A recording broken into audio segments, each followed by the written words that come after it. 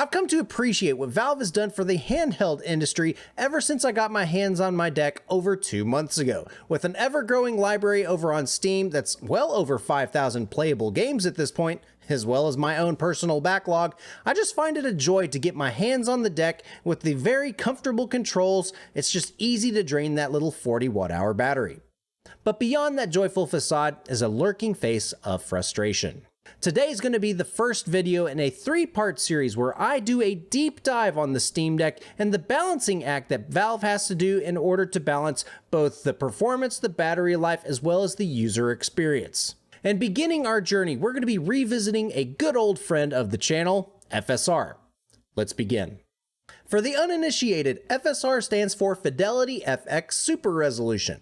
It's AMD's upscaling technology that uses a lower internal resolution to generate a high-quality image for your display resolution. By doing so, FSR reduces the GPU's graphical load, hopefully resulting in higher frame rates. But FSR's original intent was for 1080p, 1440p, as well as 4K gaming. And when we translate it down to the Steam Deck's 800p 16:10 screen, it's kind of stretching its limits. With the Steam Deck, we do have a couple of tricks up our sleeve that we talked about in a previous video, but they do have their quirks. Modern games like Cyberpunk 2077 typically integrate FSR into the games themselves. That way users can actually access the settings within their own menus, and for Steam Deckers, that is probably the best solution to use. AMD intends for FSR to have about 4 different quality settings, each utilizing a different internal resolution for the game. At native resolution with no FSR, the Steam Deck obtains 50 FPS in the internal benchmark, which is an excellent showing for a 15-watt handheld device. Going into the game's video menu, we can engage FSR's 4 quality settings: Ultra Quality, Quality, Balanced, and Performance mode. In Quality mode, Cyberpunk runs at an internal resolution of 984 by 615 pixels, nearly half as many pixels as the native experience. This pixel reduction bumps us up to 61 FPS, breaking our ideal 60 FPS threshold for modern gaming. Moving to Quality mode's 853 by 533 resolution, we only gain 5 additional FPS. Balanced mode translates to 753 by 471, and we continue to lose steam with only 3 additional frames. Performance mode touts an aggressive 640 by 480 pixel resolution, which is just a quarter of our initial render resolution. But despite that reduction, we only gain 2 additional frames. Judging by the shape of the chart, it looks like we're running into one of the primary deficiencies of the Steam Deck, and that is of course the CPU bottleneck. With Cyberpunk 2077, it looks like 4 cores at 3.5 GHz just isn't enough to cut it, especially when we're engaging FSR for hopefully a better gaming experience. Shifting gears to Forza Horizon 5, this Microsoft title does perform very well with the Steam Deck. If we want to increase our frame rate, Forza provides an internal scaling option, though it might not be FSR that's driving under the hood. Just as we saw with Cyberpunk, Forza appears to be heavily CPU limited across the board. Native resolution already hits 63 FPS in a stressful race around the town, and we cap out our performance at 69 FPS. Nice. That's a 10 percentage point improvement in frame rate by reducing our render resolution by 75%. Not exactly a great trade-off for this racer. Fortunately, Horizon Zero Dawn is an excellent use case for the benefits of FSR. Its internal FSR scaling provides excellent scaling across the different modes, going from 42 FPS at native resolution up to 52 FPS in performance mode. Though only 10 FPS separates the different modes, the improvement appears to scale with each setting. So that's great if your game actually has FSR built in, but what about for older titles or games that just don't want to integrate the technology? Well, Valve engineers have got you covered, and they built into SteamOS a feature called Gamescope. Gamescope's job is to take the rendered frame from the graphics pipeline and upscale it to the device's display resolution. It effectively enables upscaling methods for every full-screen game out there, but it does have some quirks. To engage SteamOS's FSR, click your Quick Access menu button, navigate to the battery icon, and scroll down to the Scaling Filter option, and then click over to FSR. From there, you can tune the sharpness of the image just a bit. For maximum sharpness, use 0. And if you want it a little less sharp, use a higher number. This is sort of counterintuitive, but it's not a bug, it's a feature. But that just means that the feature is enabled. In order to actually engage FSR, you have to go into your game's menus and select an output resolution smaller than your display resolution. But more on that in just a bit. Horizon Zero Dawn is a great place to start because we know what we should expect in terms of performance compared to the in-game solution.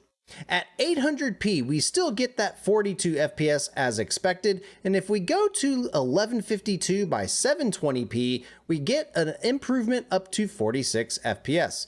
As we continue going down the stack, I like to look at 600p, 500p, and 400p, and with that, we get 51, 53, and 54 FPS respectively.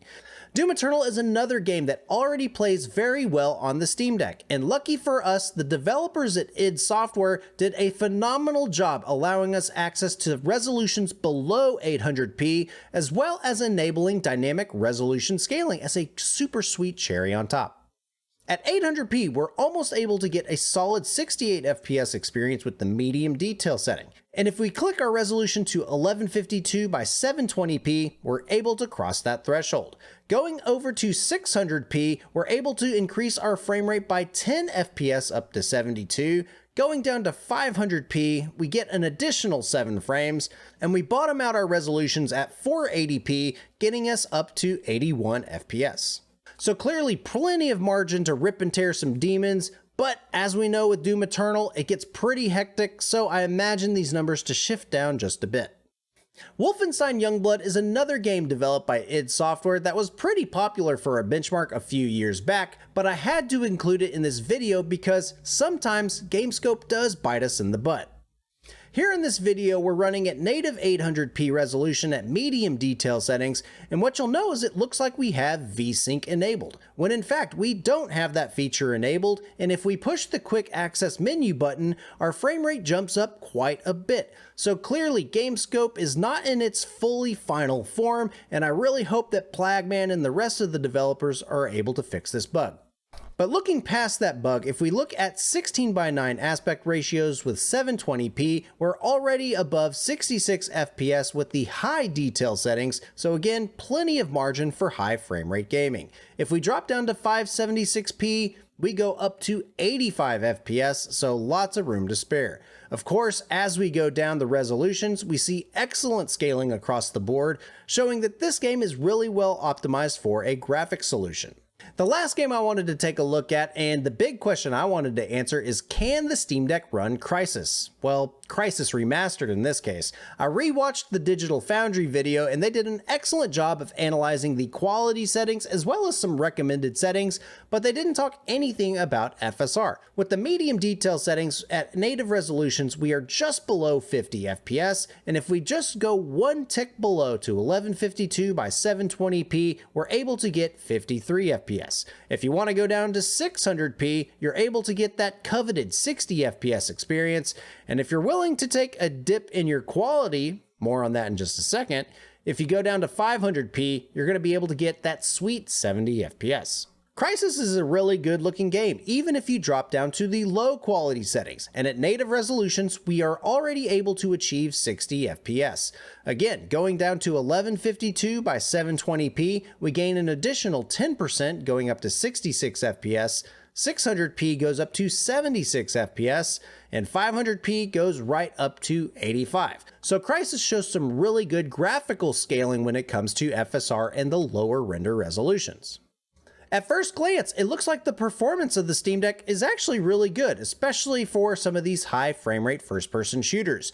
But as we know, with FSR, we're looking at lower internal resolutions to get those higher frame rate values, and the drawback with that and the balance we have to achieve is, of course, the image quality. So I took a couple of different games and went through the entire quality settings, and I wanted to do some side-by-side comparisons to see what you guys think is the best setting to go with. First, let's take a look at the in-game FSR solutions, and here is Horizon Zero Dawn, and right now we're looking at the native resolution. Everything looks good, crisp, and as it should be. Here we have ultra quality mode, and it does appear that the image has become a bit more sharp. We're able to see a little bit more detail in the foliage, the leaves on the tree on the left, in the distance, and we are able to see Aloy's dad a little bit clearer.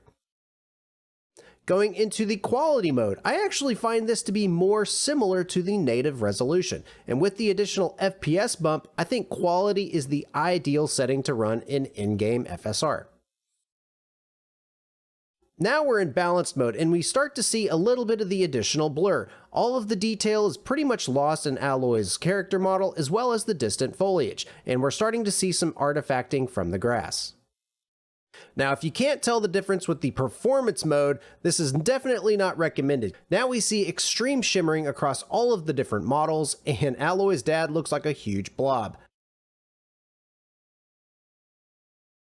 With Crysis Remastered, we have access to Gamescope's built-in FSR upscaling. This first clip is going to be running at the native resolution, and it looks very natural. We see sharp edges across the suits, as well as pretty decent detail with the nearby foliage, as well as the far-off foliage.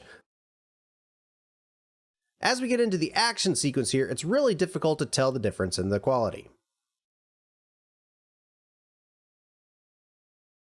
Next up is 600p, and I find that to be right between the ultra quality setting and quality that we saw with Horizon Zero Dawn. The edges of the suit are much sharper as he's jumping through the forest, and we can also see a lot more of the detail in the tree's bark as well as the distant foliage. And as we go into the action sequence here, we're clearly getting blurred out by all of the fast-paced movement, so I think this is a really good compromise. The last available resolution is 500p, and I find it to be right between the balanced and the quality mode. Now, it's not as bad as balanced with Horizon Zero Dawn. We still get the crisp edges on the suit, but we do start to lose a lot of the clarity when it comes to the foliage. And as the camera starts to pan around, we can definitely see the artifacting that's happening in the branches, but if you need that FPS boost, the option's there. With all those quality comparisons, I do have a couple of recommendations. If you're going to be using the in-game FSR settings, I recommend you guys stick to the quality setting, because as we go to balanced and the performance mode, we definitely increase the amount of blur that's seen in the image, and it just doesn't look really good on the Steam Deck 7-inch screen. Now, if you're going to be using SteamOS's Gamescope FSR, I highly recommend you use the resolution of 600p, because it's just below that ultra quality setting and it's just above the quality setting, which I find really attractive for most games. But if you're really desperate for that FPS push, 500p is definitely as low as I would go. It's just above the balanced setting and could be passable for some games, but I will leave that up to you to decide. So FSR is a really cool technology, and it really comes in handy with the Steam Deck, especially as we're trying to just wring out as much performance out of that APU as possible. But as we saw throughout this video, there are some caveats that we have to keep in mind when it comes to optimizing our setups. First and foremost is that when we engage Steam Deck, we are really starting to highlight the CPU bottlenecks that are within the Steam Deck itself. There's just no way to get around the 4-core 3.5 GHz CPU cores that are built into the Steam Deck, and if you're wanting to get more performance, you're just going to have to look to a different device. Next, if your game doesn't provide in-game FSR support, Gamescope doesn't necessarily enable it for all games. As I was testing some of the other different games like Borderlands, Halo, and a couple of others, there's just no additional monitor resolutions below 800p or even 720p. And as I was going into Final Fantasy XIV, they did offer 1152 by 720p, but at that point, the performance benefit we get using a lower resolution, our GPU and CPU are actually working harder in order to present that frame to the scene. So in theory, FSR sounds really great, but unless the games unlock additional monitor resolutions or the Gamescope solution provides more to the game itself, we're just not going to be able to use the technology. Lastly, FSR is just not powerful enough in most cases. As we saw with going from 40 FPS up to 50 FPS, that's a pretty sizable bump and can be used to our benefit, but it's not the 60 FPS that we like to see in most cases. Across most games, we're not able to get a 50% performance improvement going from ultra quality to quality. We sometimes get it going into balanced or performance mode, but as we saw with the image comparisons, those types of settings really have aggressive blur and makes the gaming experience just not enjoyable, even on a 7-inch screen. Bottom line, I really do like FSR, and I really love its ability to wring out additional FPS, especially with our Steam Deck. I think we can leverage the technology to boost our performance up to a point that I think we can get some really impressive results. But we have to be realistic and can't treat it like a silver bullet that's going to solve all of our problems. But that's all I've got to say about FSR with the Steam Deck, and I hope to catch you guys in episode 2, where we're going to be talking about optimized settings for a handful of games and utilizing some of this FSR know-how to get a good gaming experience. As always, you can catch me over on Twitter if you've got any questions, leave some comments down below, or jump over on the Discord if you want to talk nerdy with all the rest of the Turk Force. But thank you guys for sticking to the end of the video. I hope you'll have a great one. Catch you in the next one.